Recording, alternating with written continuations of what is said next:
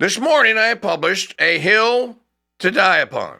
The 14th Amendment does not guarantee birthright citizenship. Trump's executive order ending it is a constitutionally sound, heroic, and necessary move to stop the damage it's already caused. All right, I'm not going to get into a big vainglorious discussion about this. I will, and I've already done it dozens of times here. I'm going to do, if you're a new listener, old listener, and you forgot, let me give you the 30,000-foot version. We can condense this down into one short clip video.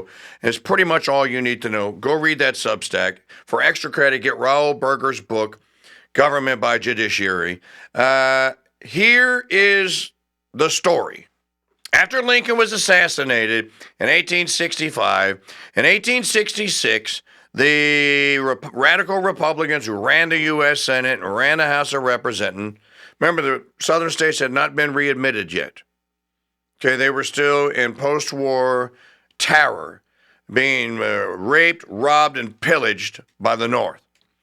But the radical Republican Congress met, debated, and passed a bill they called the Civil Rights Act. They tagged the year on at the end. It would be called the Civil Rights Act of 1866. And what was it supposed to do?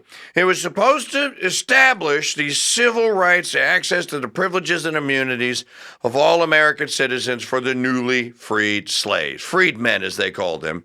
And they always referred to them as Negroes. I'm sorry if that offends you. They just did. The Congress and the Senate debated the Civil Rights Act for months. They finally passed it out of both houses, large majorities, and then they sent it to President Andrew Johnson, who said it was constitutionally repugnant and a piece of crap, and he vetoed it. Well, the radical Republicans got kind of nervous that they were treading on unconstitutional thin ice, and they didn't get the votes to override the veto, so it went down in flames. So then, a member of the U.S. Senate, Jacob Howard. Now, by the way, folks, if you're noticing this, if you're watching this, I'm not reading this from it. This is going from memory here. Jacob Howard and another member of the House of Representatives said, why don't we do it as an amendment? And we don't need him.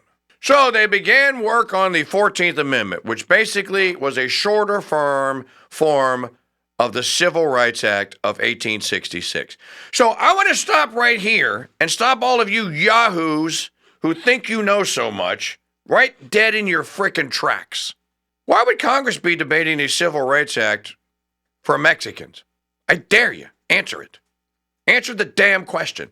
Why would Congress be debating a Civil Rights Act for new immigrants that were coming into the Californians from China? You want to answer that question? Of course you don't, because you're an imbecile.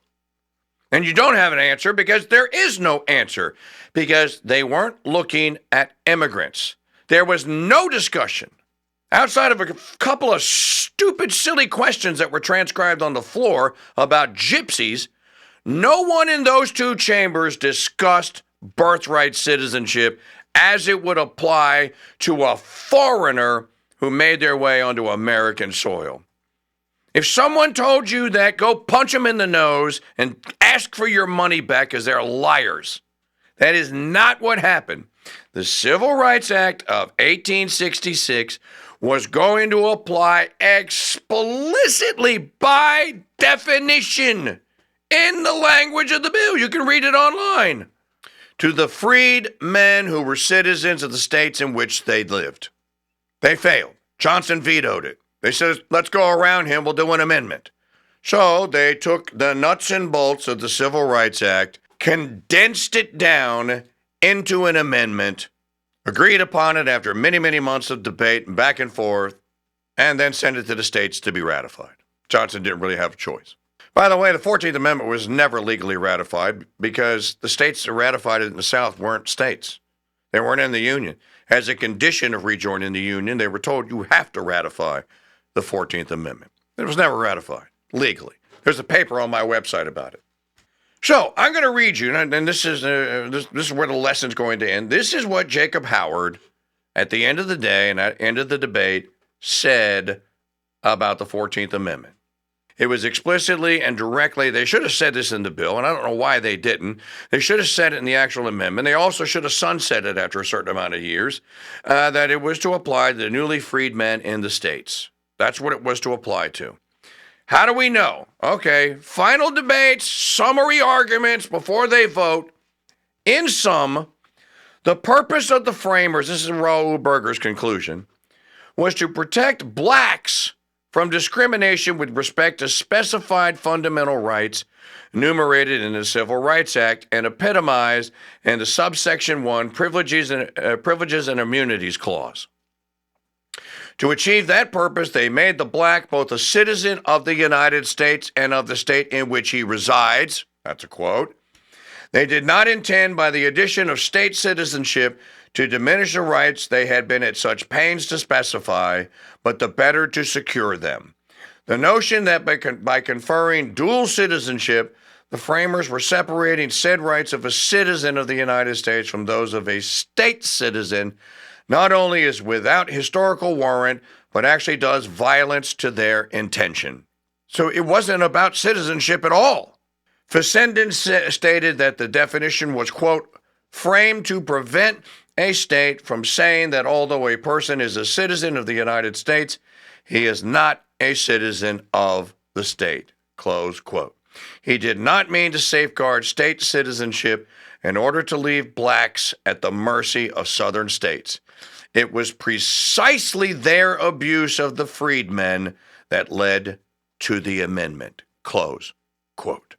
All of these yahoos, these attorneys general for these states, just goes to show you how stupid, how historically ignorant the morons are that are enforcing the laws in the states. 22 of them are now saying that the subsection 1 clause of the 14th Amendment was all about birthright citizenship. And it applies to every foreigner and any vulva or cervix that could find its way across the Rio Grande River or the Michigan or Vermont, Canada border. And if a baby pops out of that private part, bammo, it's an American citizen. Not true.